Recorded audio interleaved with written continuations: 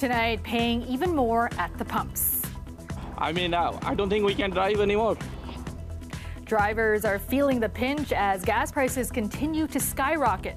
And with no end in sight, we may soon be paying more for everything else as well. Plus, he's not only a poet, he is sort of the spokesman of the Ukrainian nation. we meet a Toronto Ukrainian women's choir as they rehearse for a musical tribute to their country's most beloved literary figure and freedom fighter. And you're kind of told, in a way, by society, by different things, how to be. And I think that's got to change. Happy International Women's Day, how the occasion was celebrated here in Toronto and around the world.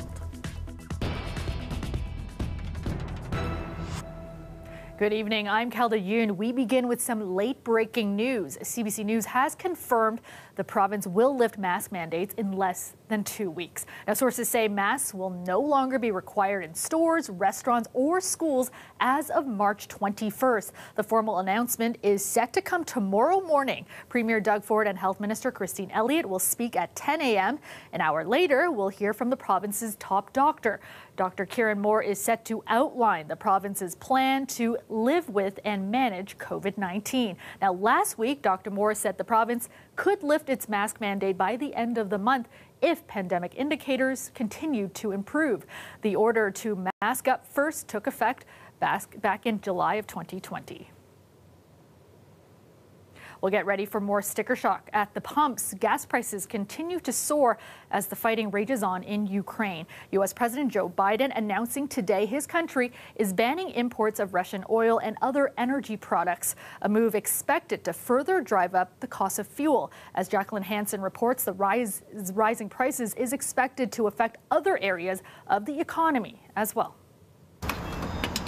In Toronto, $1.80 a litre cuts too deep for some drivers. It's been awful, really, and it's just so quick the way it's been going up. I don't think we can drive anymore.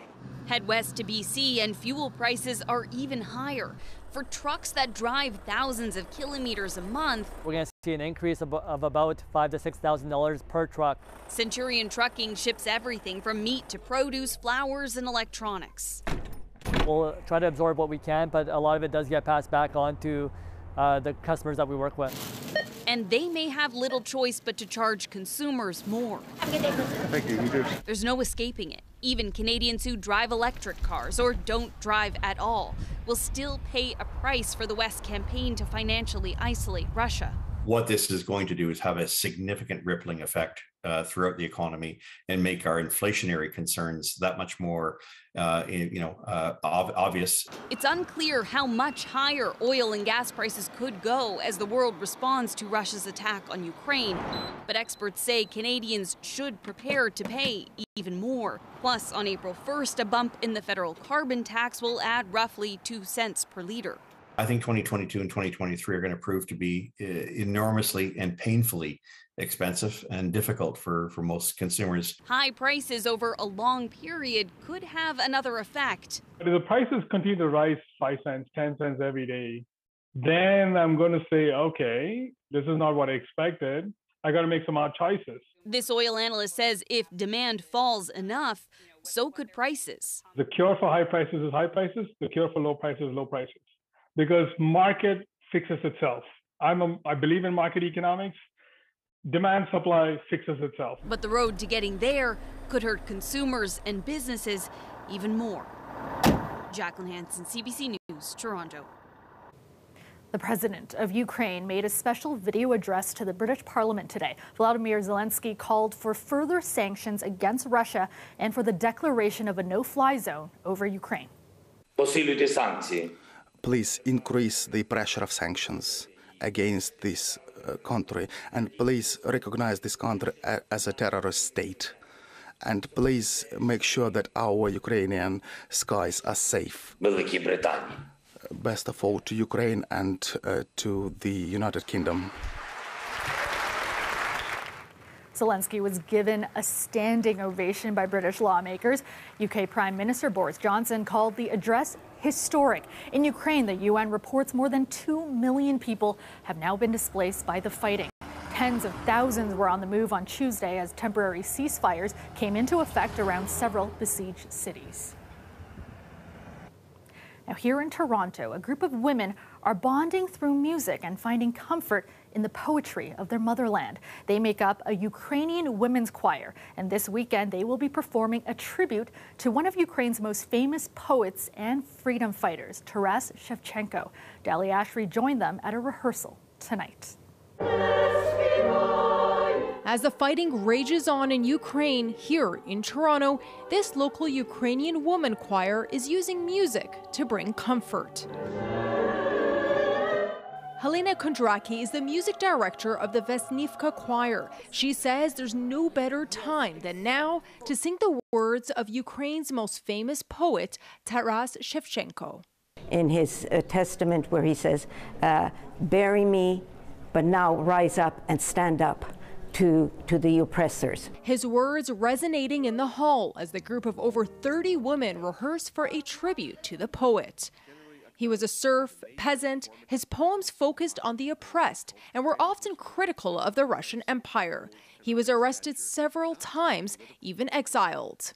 He is sort of the spokesman of the Ukrainian nation. In his poems you hear him speak to the people to be free. This mother-daughter duo says Shevchenko's poetry is deeply woven in the fabric of Ukrainian society. There was the one with the, well, almost like this, like the mother being quiet and trying to help the children to fall asleep. My Ukrainian culture has always been a huge part of my life, you know, from a little kid going to Ukrainian school on Saturdays, you know, kicking and screaming. You know, Saturday doing the mornings. dance, doing the dance, you know, reciting poetry. And with today being International Women's Day, they also reflect on the many Ukrainian women who are defending their country. Shevchenko's poetry helping to soothe some of the pain. There's a sadness there, so I think the ability to find joy in times of darkness is hugely a part of the history, particularly of the Ukrainian women. The choir last performed in Ukraine in 2019. I tried to get in touch with my musical friends, choir directors in Kyiv. I couldn't get a hold of them. It's extremely concerning. Helena says it's important to ensure the words of poets like Shevchenko live on.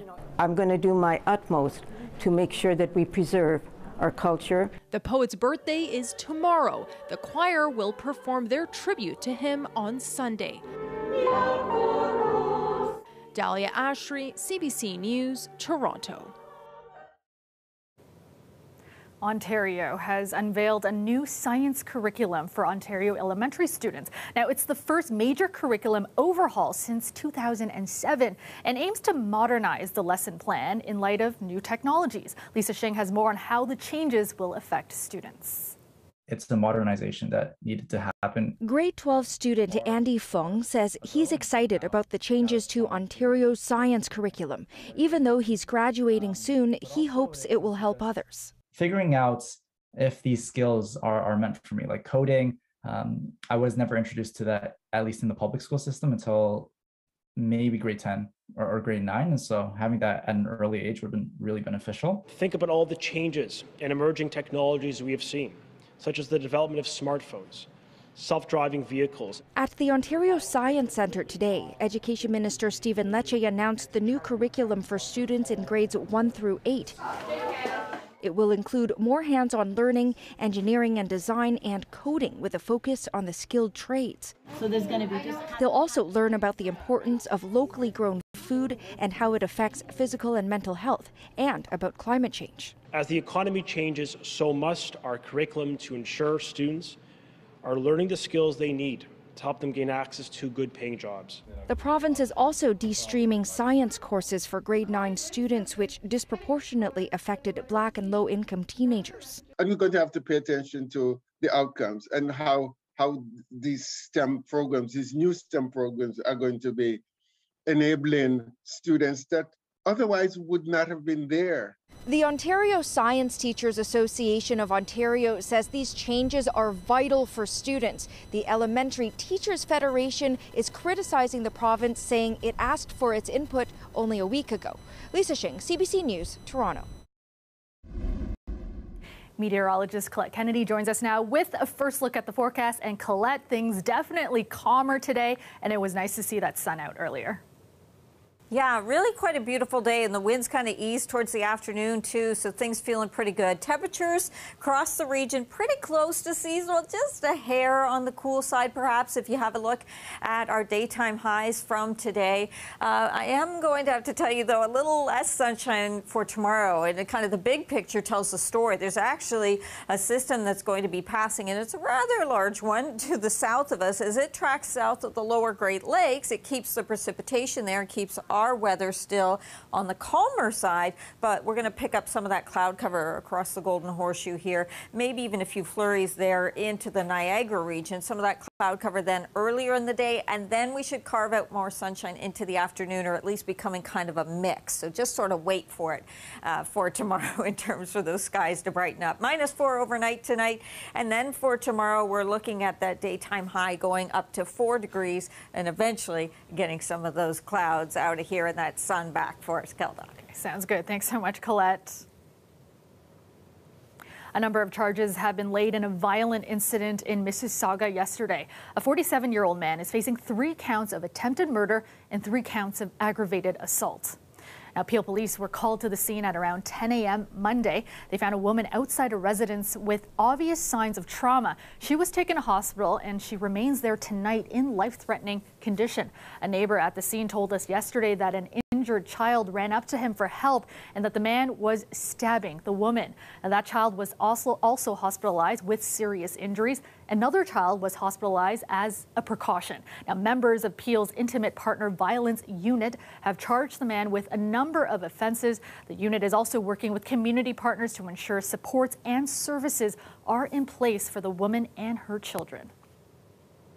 The family of a man shot and killed during a police raid last year is speaking out. Now, last week, the province's Special Investigations Unit cleared the Toronto police officer who shot and killed gunsmith Roger Katanko, but the family doesn't accept that.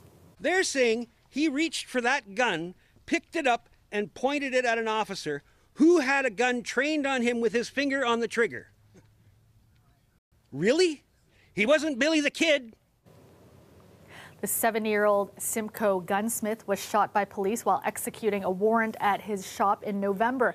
As part of a firearms trafficking investigation, the SIU found no grounds to charge the officer. Now, they say the officers identified themselves and told Katanko and a customer to raise their hands, but Katanko reached for a gun. And when police told him to drop it, he did not, and the officer shot him 4 times.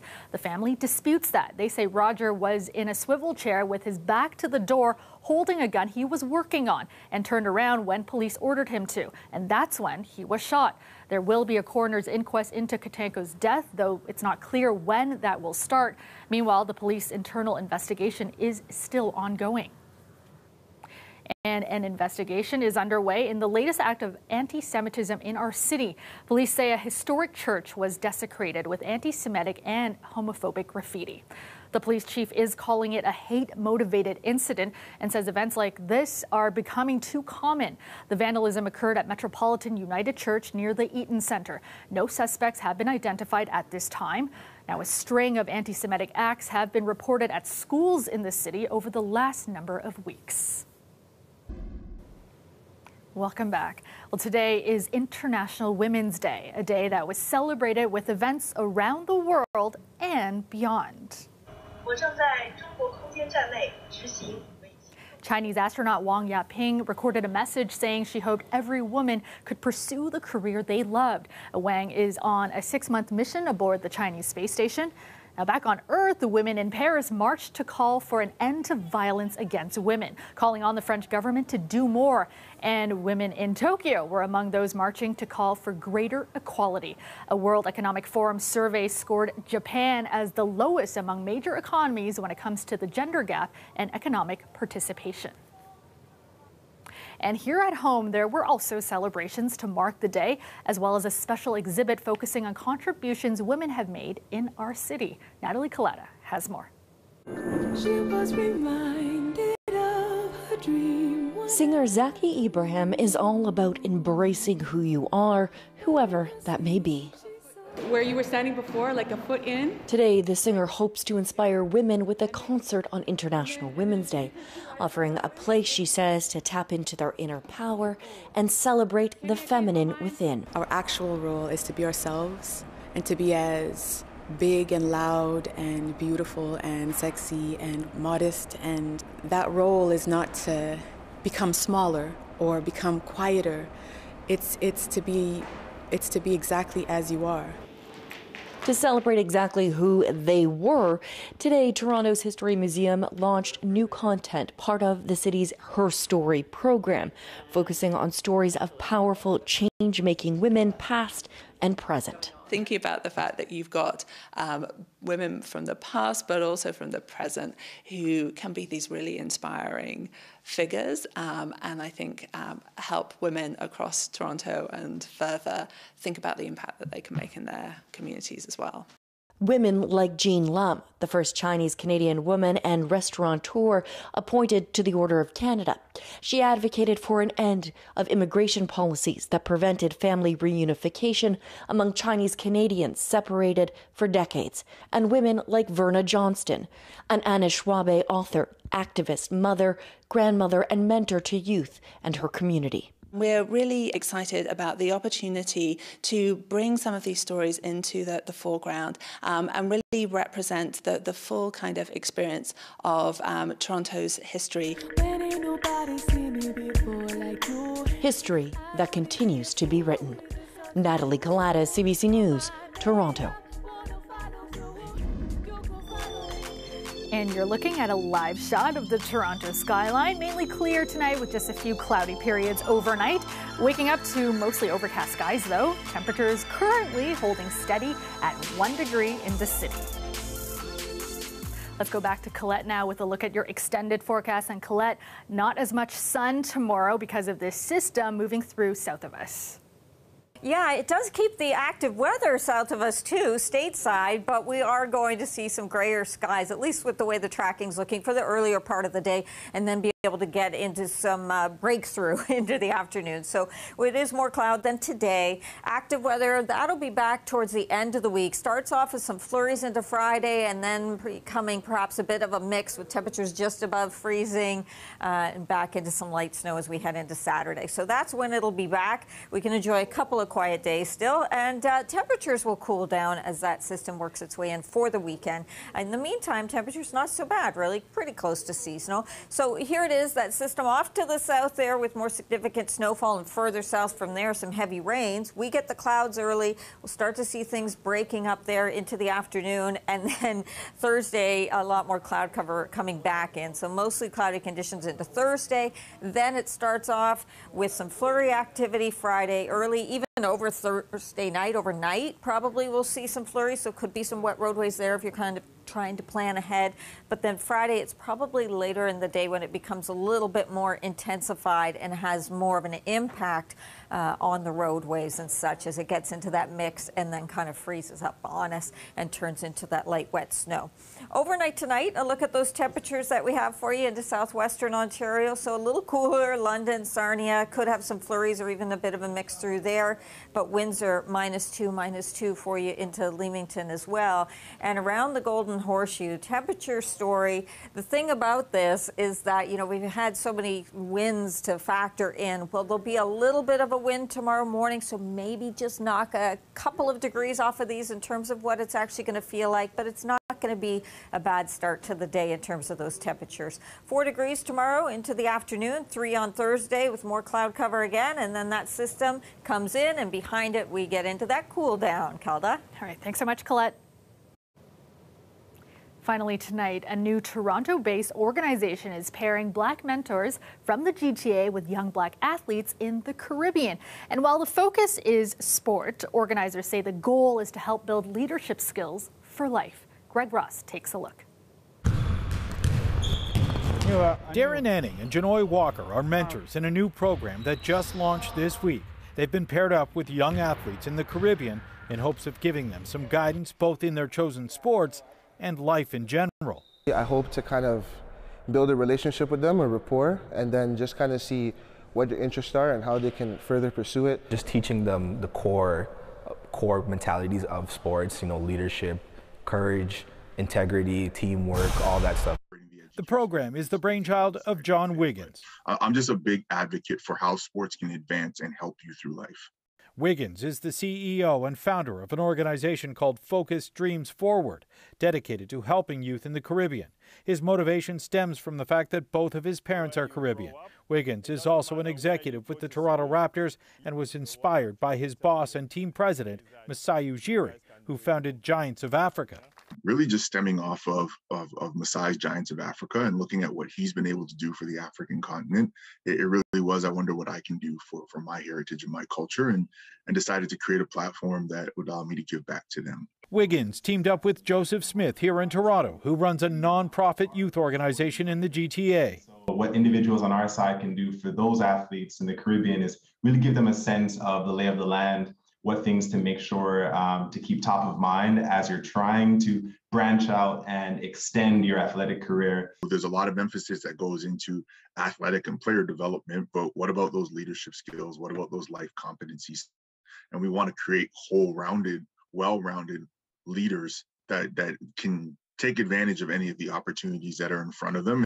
While the kids in the Caribbean are the focus, the hope is that this will also open doors for the mentors here in Toronto who are aged 18 to 25. It's not just for them, is it? No, it's for us as well. I'm going to school right now at York University to become a teacher. I want to teach sociology, so the idea of the different cultures, kind of bridging that together, that's something that I've always thought about. The mentors will work with the young athletes virtually for the next 8 weeks. The plan is to then have them go to the Caribbean and spend time training with them. Greg Ross, CBC News, Toronto. And that is our show for you tonight. Thank you so much for watching. Dwight Drummond has your next local newscast tomorrow at 6. I will see you back here tomorrow night at 11. Have a great night, everyone.